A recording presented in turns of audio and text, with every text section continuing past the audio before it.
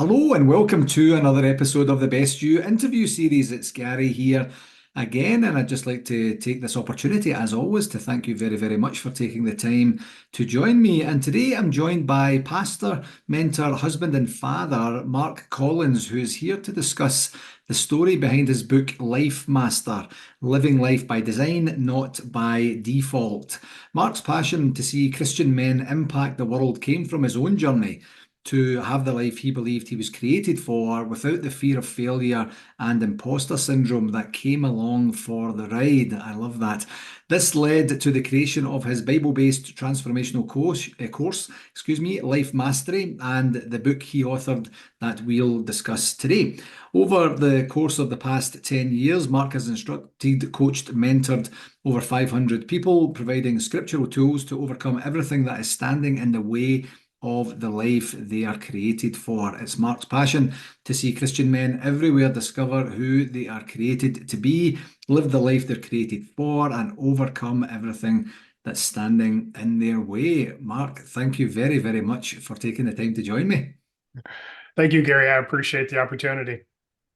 So, can you share a little bit about your personal journey? I love the some of the things, the baggage that you had to navigate to get you to a spot where you had an experience of something that led you to giving back. What was your personal journey like, and how did it manifest itself into creating your course, Life Mastery? Yeah, thanks for asking.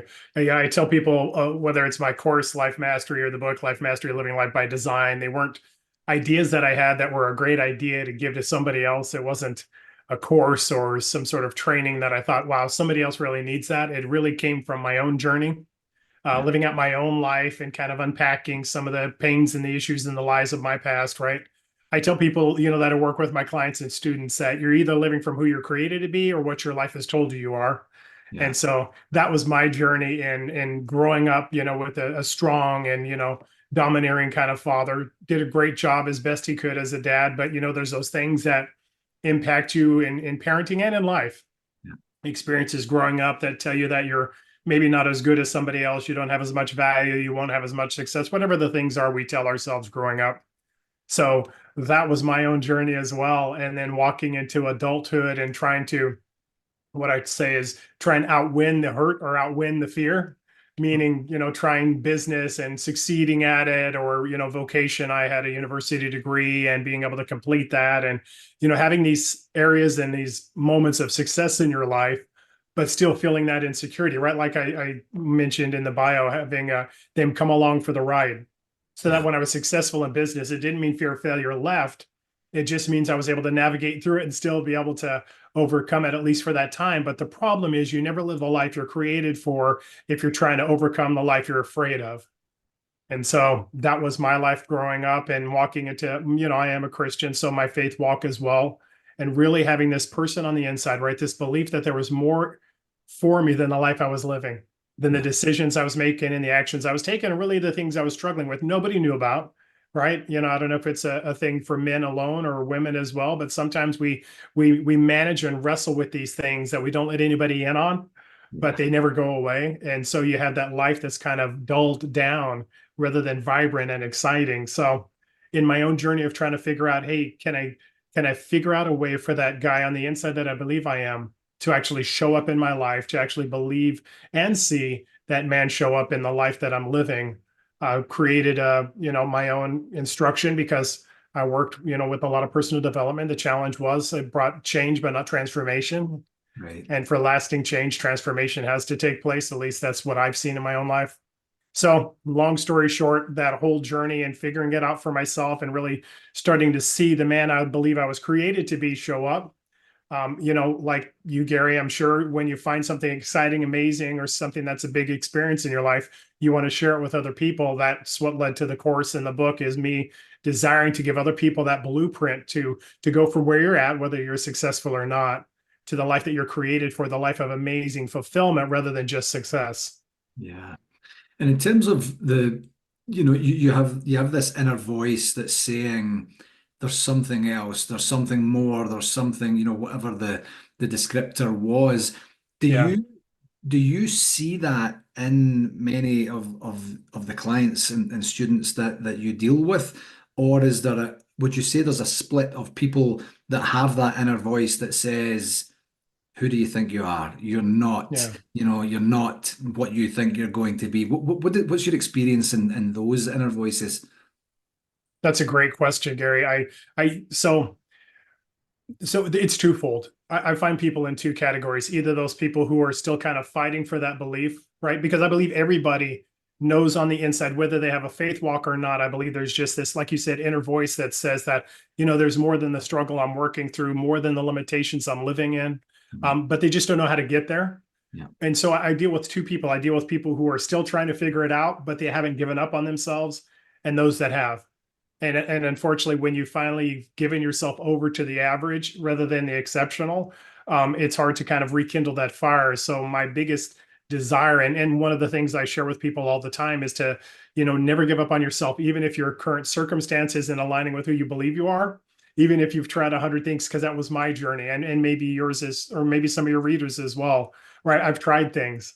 yeah, I've tried it. I've done those mantras, I've done those affirmations, I've done those exercises, and I'm still feeling the same way. So it's a great question, because I believe we're on one or the other side of it, either still believing it but not finding it yet, or those people who haven't found it yet and they've settled for their life, right? I can, it's not a life by design, but a life by default is what yeah. I call it. And I talk about it in our course, right? Living that life this is just what I'm left with. And I guess I don't have that level of success, that great relationship, whatever the thing is that is your dream. Yeah, and it's so, when you see those two different, types and styles of people that come across, your path, the fact that they've come across your path is information in and of itself. The fact that Yeah, they're in some way incited by either the course, the book, the reputation, folklore, however that's manifested itself into yeah, them being in your presence, that to me is powerful as well. That's information in and of itself. You could have still been on the couch or in the bar or, somewhere that you shouldn't yeah. have been, but you're here. Is that, do you see realization or any sort of epiphany that comes from your clients in that way? That's a great question as well. So there's a teaching I have, that talks about dissatisfaction and how your dissatisfaction is a gift. Yeah, And what I tell them is that dissatisfaction is again, whether it's that inner voice or that faith walk or that belief in yourself that says that there's more than where I'm at. yeah, A lot of times we look at it as a detriment, meaning I'm not there yet, right? I yes, haven't succeeded. I haven't done those things. I haven't had that opportunity in my life, right? That wrestling of, I believe for better, but I'm not seeing it yet. But to me, that's a gift, because that gift it's a belief system. It's the truth coming out that, yes, you're right. At yeah, the end of the day, what I want them to understand is, hey, you're right. There is more than where you're at. And there's no blame in it. There's no fault in it. You just haven't found, again, that blueprint that can get you there. It yeah. doesn't mean you're wrong or that you just need to settle for. So yeah, it's an interesting paradox. And the truth is that the people that I work with in many cases are those who haven't given up, Mhm. because if they did give up, they wouldn't have engaged me. They would have just kind of settled for where they were at. But my hope and my passion and that fire that I have that we talked about earlier is to kind of even rekindle that fire, Yeah, because I believe it's for everyone. That, the life you're meant to live is the life of great fulfillment, and it's my passion to make sure that nobody is left behind and is left with just, again, that life by default, not the one by design that you were created for. yeah. Yeah, it's so powerful as well, the ability to be able to tap in to the wants, needs, and desires, and the information flow that Yeah, you could probably literally see.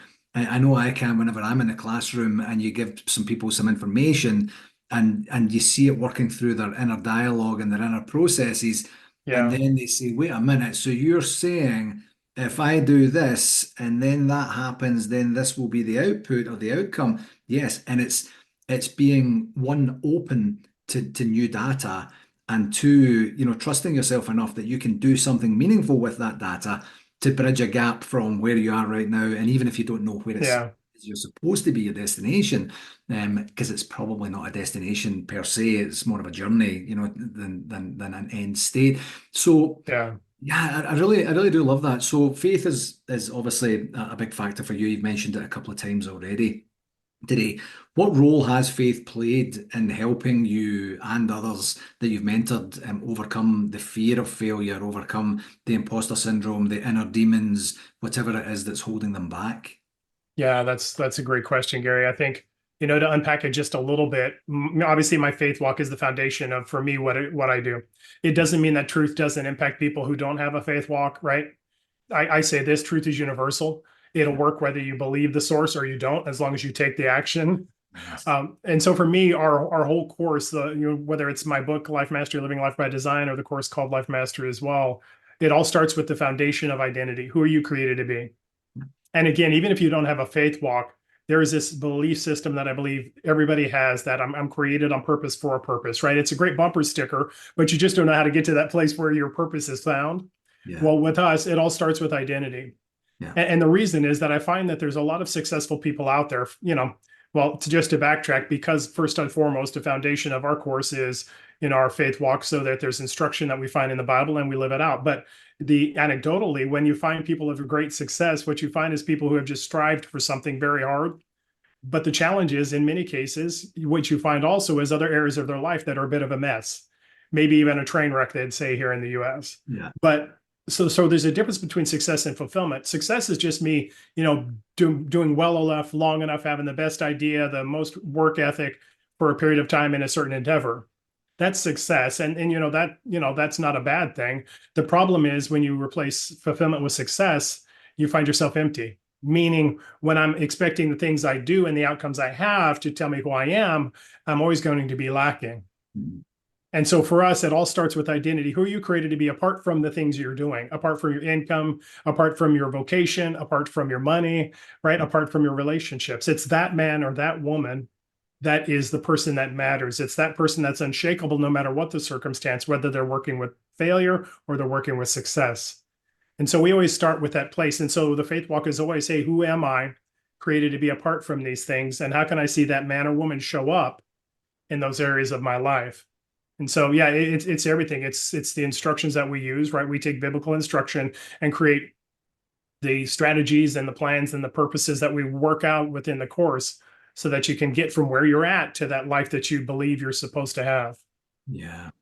In terms, do you see a lot of societal pressure or societal influence that impacts people? And I'm probably talking about negatively, for right now, in terms of status, success, where I'm at in my life journey to date. Is that something that your course helps people overcome by going back to the scriptures and saying, this is foundational, let's work from here? How does that work?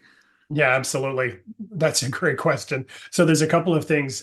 First off, yes, and you know that as well, I'm sure, with the people that you work with, the students and clients that you have, that the world is going to tell you. And so, what I tell my clients is this: if you don't know who you are, the world will tell you.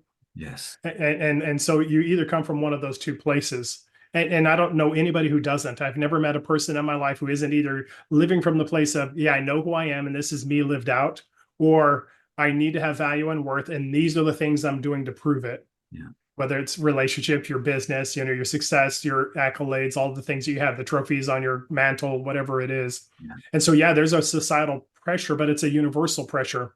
If I could get, biblical for a second, there's a story of Jesus being baptized. And it's in, if you want to look it up, it's in the New Testament, which is in the last third of the Bible. This book called Matthew, he dictates the baptism of Jesus Christ. And so he gets baptized, and there's a voice that comes from heaven that says, this is my beloved son in whom I'm well pleased. It's an identity statement that God gives Jesus in front of all the people who were there. And it's this identity statement that he lived from. Well, if you fast forward to the next chapter of that book, it's talking about Satan coming and tempting him. And in Satan's temptation, the very first one he said is this: if you are the son of God, doubting identity, if you are the son of God, then turn these stones to bread. It's this idea of, if you really think you are that person, then prove it. Yeah. And this is a universal truth that I've seen through people who have faith walk and don't have faith walk. When I don't know who I am, I'm constantly trying to prove it. And the Yeah. problem is I'm maybe convincing people outside of myself, but I'm never convincing me. So I'm always having to reprove it. I have a client who's, several clients, but the one that I think of off the top of my head who was very successful in business, 6, 7, 8-figure business deals that he's doing. And, from the outside, we all look at him as having everything all the earmarks of a successful person. Yeah. But he was dealing with a fear of failure throughout all of his business career until we were able to walk through some of it in our life mastery course. So for him, success wasn't, joy and happiness and all the things that come along with it. It was a relief that he didn't fail. Yeah. And it never left, and it never really was overcome until he started to unpack, hey, who am I apart from these things? These things don't determine who I am. I determine what I do. Yeah. Yeah. And failure is such a vast topic. For Yeah, people, it means different things to different people. I heard something just recently there that failure is just an absolute catalyst of change. So yeah, if you believe there is such a thing as failure, then it's an opportunity. I mentioned data earlier. I yeah, kind of usually go back to that in terms of I have more information now than I had before. That's a blessing. That's a gift. What am I going to do with that information to move forward? So it sounds like that's been very powerful for your client as well. So can you yeah. explain some of the scripture tools that you do teach in life mastery that have proven effective in the transformation journeys for your clients and students? Yeah, absolutely. Thanks for asking. The first one is the one we've already talked about, right? It's looking at the life of Jesus and knowing that the Bible says this, that God's no respecter of persons, Yeah, which means that he treats all of his children the same. So if I want to see how he treats, me, I should look at how he's treating his son. And so in that place, what I saw in that scripture was identity comes first.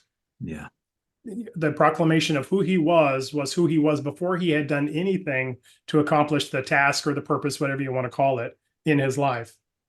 And so for me, it's again, for us, it starts with identity. It's the I am statement. If you're a person of faith, I always invite you to talk to your God and say, God, who have you created me to be? And start to write that down. We tangibly write it down because you need a script of truth when you encounter lies.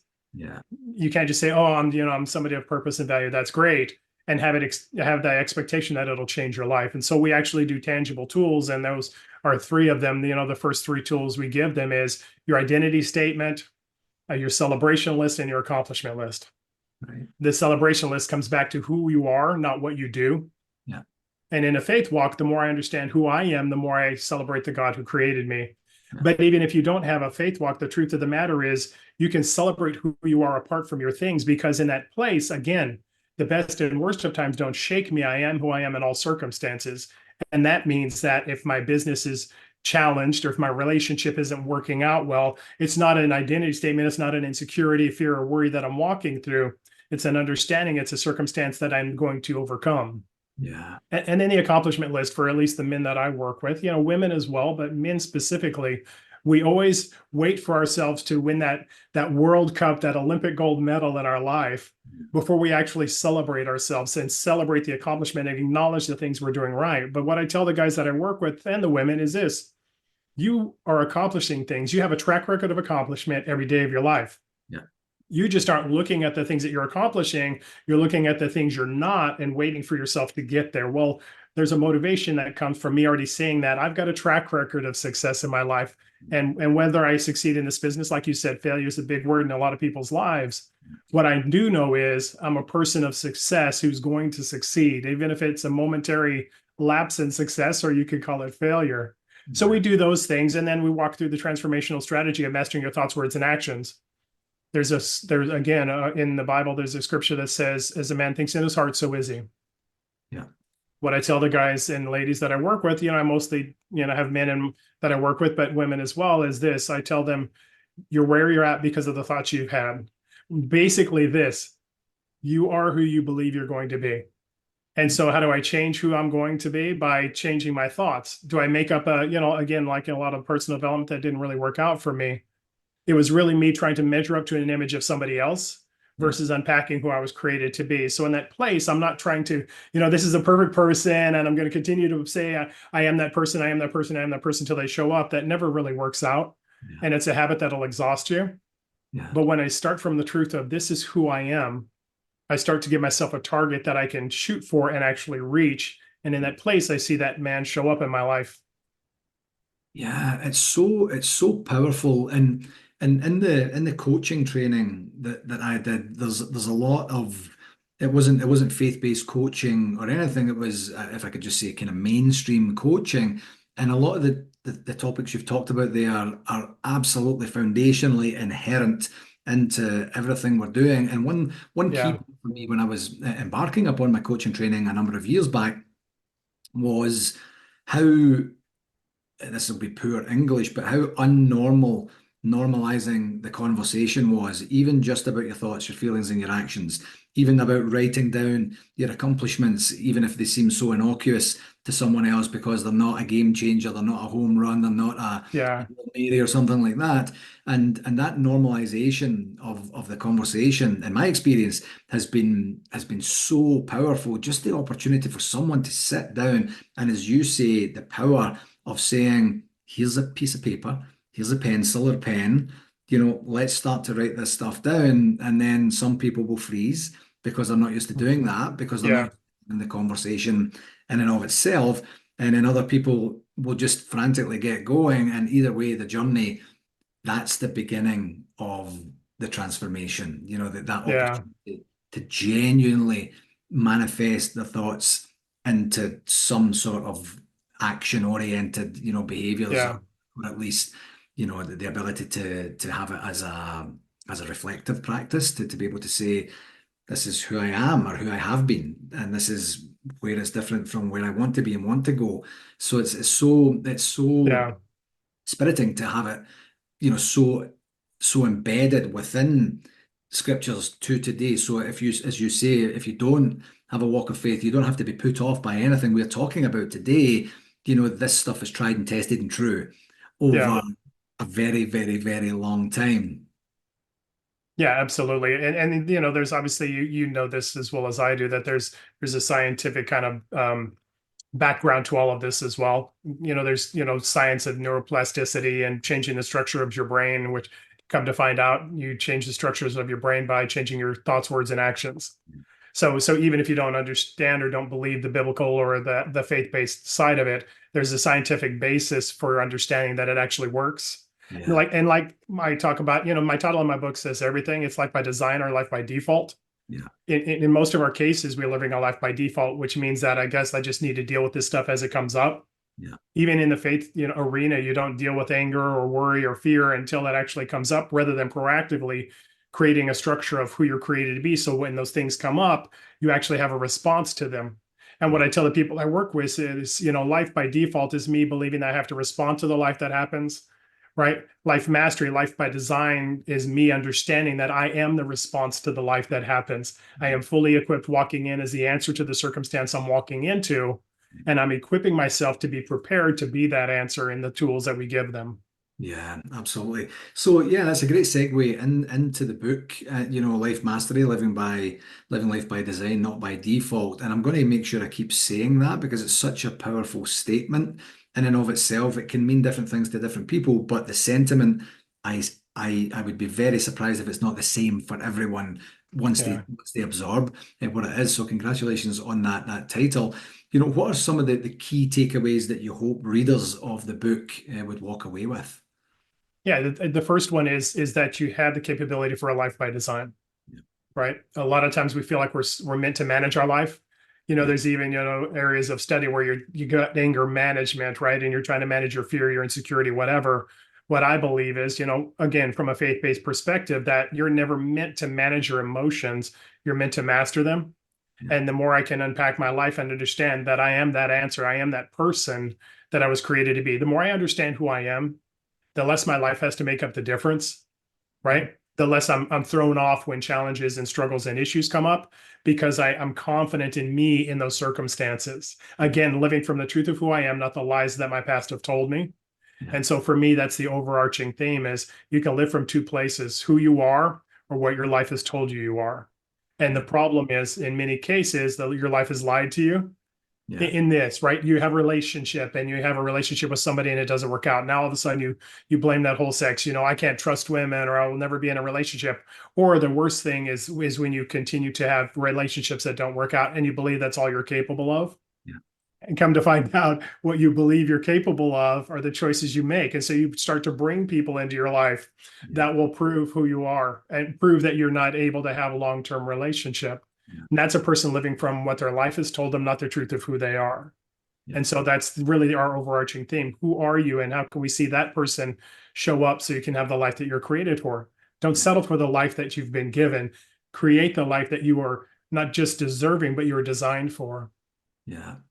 And in terms of specific demographics and the ideal age group, what would you say would be the ideal person and the age of person that would pick up this book and start to get the benefit from it immediately? Do you have a target audience? Yeah, I would, I, unfortunately, I have a belief that every answer is for every person. Yeah. But the truth of the matter is there's those people who will engage it immediately and passionately, and those who may kind of hesitate. And so what I find is the people who most are impacted by it are people that are within the ages of say 25 to 35, 45. And the reason is like in my own life, Yeah. I created Life Mastery, the course, and Life Mastery Living Life by Design, the book, because I needed it for my life. And I needed it for my life because the things I tried didn't work, Yeah. whether it was personal development or my own skills or ignoring or, whatever those coping mechanisms we use. And it's in that place of really trying to figure it out and try and manage your life and try and overcome some of those things yourself that you are open to figuring out and having different ideas. And Yeah. so for me, it's in that 25 to 35, even into the 40 range of people who I've tried business, I've tried those self-help things or those personal development things. They haven't worked out. I still have this belief in me that there's more than just struggling with your issues, even if you're successful on the outside. What's the thing I can use to get there? Yeah. People who've never tried anything are people who typically, I'm not saying that in a disparaging way, but when you haven't tried and failed and tried and haven't had that success in trying to develop who you are, you're not really open to an opportunity to do it, even if it's vastly better than what you're living. Yeah, I'm actually glad you really said that. I'm really glad you said that, I should say, in terms of the openness, because there's a sweet spot for someone to be completely open, and you could have someone who's just semi-curious who is living a life, you know, somewhat unintentionally. There's no real hardship or trauma or anything to overcome. It's just kind of chill, just kind of easy Yeah. woozy. And then you have other people that are saying, "Oh, this feels more difficult than it should be," and I want to understand why. So in terms of that openness, would you describe your book? I'm going to use a word here, which I think is from everything that you've said today, is kind of synonymous with the book. Would you say that your book is a companion for these people for the readers that are trying to get to that next level, and it's something that they would use to go forward, revisit, use again, reread, manifest newer versions of their interpretations? Was that the intent when you wrote the book? Yeah, that's a great question, Gary. So what I tell people is this, that the book is the quick start guide to your life mastery life. Right. And so we have the full-fledged course, which has 14 lessons, like 7 hours of teaching. There's one-on-one coaching in there and group dynamics as well. Yeah. So that's the full-fledged course for somebody who's, like myself and maybe yourself, the person who's a go-getter and is like, I want it all, I want it now. I don't want to take it a piece at a time. Yeah. I want the whole opportunity. Yeah. But with my mom's encouragement and my wife, they both told me I should write a book. What I created with Life Mastery, the book, Life Mastery Living Life by Design, is that quick start guide. And what I tell people is it's so you can get, you can read some lesson today, you can implement it this week, and you can see it lived out in your life this month. Yeah. So it's not necessarily the full-fledged program because that would probably be several books, but it is those quick start guides of, okay, what can I do today? What tool can I implement now? What philosophy and understanding can I develop and implement in my life that can see results this week, this month, right? And so that's what the book really is. I like what you said, companion. Because that as well as the course are really a companion to your life. I think you mentioned it earlier. It's not a destination, but a journey. Yeah. And so in this journey of life mastery for myself and the people that I work with, there's levels of, success and accomplishment and fulfillment and those things you have in your life. Yeah. But then there's that next thing. Because for me, with the people I work with, what I tell them is it's you, life mastery is the simplest and easiest things you can do. It's me living out from whom I'm created to be at the highest level I'm created for in every area of my life. Yeah. Well, as you've had in your success, I'm sure, and your readers as well, once I get to that level of success and I find, my bearings there and I start to feel comfortable with, the things that I'm doing within that area of success, I start to have a vision of, I wonder if there's more. Yeah. So what we don't say in the course is that everybody will be a millionaire and we'll all have yachts and all of those things. If you have those things, awesome. They're nice possessions and they're pretty amazing things. Yeah. But what I tell them is what you're going to find is that you're going to live at the highest level of fulfillment you've had in every area of your life. And whether you're a millionaire or not, or whether you have, whatever the position or title is, what you'll find is that it's the life that's you're passionately chasing after because it's the most amazing life you can have. Living from the place of who you're created to be is the most fulfilling thing you could ever have. Living apart from it is the hardest. Yeah. And do you have any that come to mind immediately, like a success story of someone who maybe wasn't, to coin the phrase, a believer, in the process, who has come out the other side and said, "Whoa," and has gone on to, to bigger and better and greater things for themselves? Yeah, I think of several. Brett is the business person that I talked to about who thought that what he had was all he was supposed to have, and but highly successful in business, but felt that the management of his struggles, his issues, his fears was something that just came along with the territory, which, by the way, isn't unusual. I have conversations and hear conversations from people that are in the multi-million-dollar realm who still talk about imposter syndrome as if it was something that just came along with success. Yeah. Well, for Brett, it was that aha moment of, well, I can have this fulfillment. I can maximize my life in vocation and relationship and all that, and I don't have to drag fear along with it. And so for him, it was this actually relief and realization that he can have a fulfilling life in succeeding in his life. Right. Sometimes we have these programs and these philosophies of, oh, well, the thing you need to do is act like it doesn't matter. Yeah. Whatever I'm at, wherever I'm at, success doesn't matter. And I'm not saying success is everything, but what I am saying is a life fully lived is everything. And Yeah. in that place, it has to matter to be a life worth living. And so for him, it was finding that life worth living, but not having to deal with the emotional issues. And to be totally honest, part of our training is kind of going back to those places where you started to believe those lies and, confront them with the truth of the circumstance. And then that place bring healing. Yeah. And so for him, it wasn't just this business success.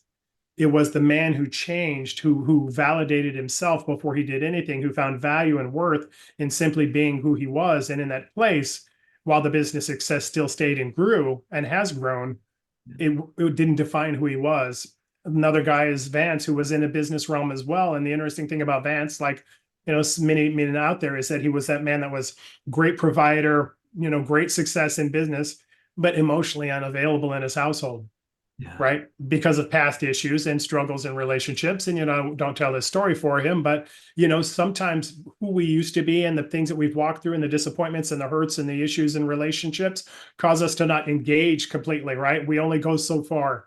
I Yeah. only give you part of me, but not all of me, because I can't trust that this is going to work out. Yeah. That was the case with him, but he was a husband and a father. So his transformation wasn't necessarily in business. It was actually becoming emotionally engaged in his family, being willing to be vulnerable and authentic and open to his wife, so that she found not just the husband who was a provider and man of strength and the things he brought to the household, but he was also engaged in those places that mattered to her.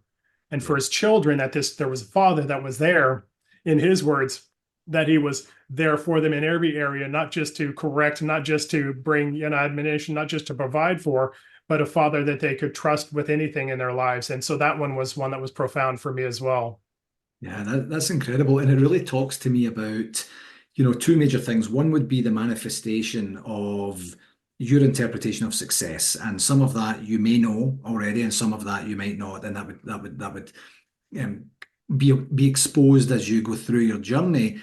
And the Yeah. second part, which is probably more important, is the ripple effect Yeah. of it's, if you're living your truest self, or who you were just supposed to be from the heart, and from every manifestation of your life, how many people does that positively impact in your inner circle, outer circle, and then how does that manifest itself from their interaction with you to Yeah. interactions with other people? And it can become somewhat mind-boggling to think about the genuine impact that you can have from this journey. Yeah, absolutely. And I find that with my students that they come in because, I'm tired of fear of failure limiting me in my business or the relationship side or the financial side. I believe there's more income than I have, but I keep sabotaging myself. And what you find when we start to unpack identity, like you'd said, it's that ripple effect. We have what we call 5 areas of life mastery: spiritual, relational, vocational, physical, and financial. I say that life happens in all of our life in all of these realms. But the interesting thing is, the more I understand who I am in one, it impacts the rest. So Yeah, for Brett, where he was successful in business and didn't have fear of failure, well, he also had higher levels of success in his relationships and with his family. yeah, Because we, as again, it may be men only, but we compartmentalize our life and believe that, well, just struggling at work doesn't affect my life at home, doesn't affect my health or whatever. But every area affects every other area. So when you transform your identity, when you understand who you are in one area, now all of a sudden, like you said, that ripple effect. Wow, things are working out better at home. I'm finding more vibrant relationships with people I can trust. I'm finding that I have engagement and passion and things that I want to do in other areas of my life. yeah. And so, yeah, you're right. It impacts every area of your life. Yeah, yeah, fantastic. So, for Christian men struggling with their identity and purpose today, what advice would you give them to start discovering who they are created to be? Yeah, absolutely. The first is the question, who am I? Right. And I know it's esoteric and we can get into the philosophical side of it, but there's tangible things that are you. Yeah, And if you were to write down a list, a paragraph, a description of who you are apart from your things, apart from your income, your vocation, and all that, who is the man that you are? yeah, And not the negative, I'm not. It's the I am statements of I'm a man of compassion and concern. I'm a man of strength and worth. I'm a man of value and emotional depth, right? Whatever the things are that are you, writing those down. And then it's the celebration and the accomplishment list, right? What do you celebrate about you? We yeah, always find fault in ourselves. We can always find those things that we didn't do well or we could have done better. We're really good at that. What we're not good at is saying, I love this about me. For myself, I love the fact that I love chocolate. I love the fact that I laugh at silly humor. I love the fact that I'm a person that loves animals and that I'm desire to spend time with my family, right? What are those things you love about you? Because the more you understand things that you celebrate about you, the more you actually start to understand a full version and picture of who you are. You're yeah, not your failures. You're not your mistakes. You're not the challenges and the issues and the hurt you've walked through. You're more than each and every one of those. And the more you start to unpack some of these things, the more you give yourself the ability to, the more you start to see that person, the more you give yourself permission, yes, if I can dare say, to love yourself and value yourself. And in that place, find that there's a great level of change that happens just from that. yeah. Yeah, absolutely enlightening. This has been a fantastic conversation. I can't thank you enough. Before we wrap up today, Mark, how can people find you or where can they find you? I appreciate that. I try and be a one-stop shop, so everything I have, I'll have on my website. And the website is freedom-for-life.net, freedom-for-life.net. I have my courses out there. You can purchase my book there. You can also purchase my book, Living Life Mastery, Living Life by Design, Not by Default, on Amazon. I also have a free, what I call, discovery tool. Yep. So for any of your listeners, if they wanted to go to my website, it's a free tool. You take 40 quick questions, take your score at the end, and it'll tell you two things: where I'm at in my life mastery journey and what's the next step I can take to get to that next level. So that's a free tool out there as well. My email's out there also, mark at freedom-for-life.net. So any of those things, you can reach me, and I'm on all the socials as well. Perfect. Excellent. We'll get all that information on the blurb for the podcast as well. Mark, thanks very much. I've thoroughly enjoyed the conversation today. Thank you. It's been a great conversation. I appreciate the opportunity.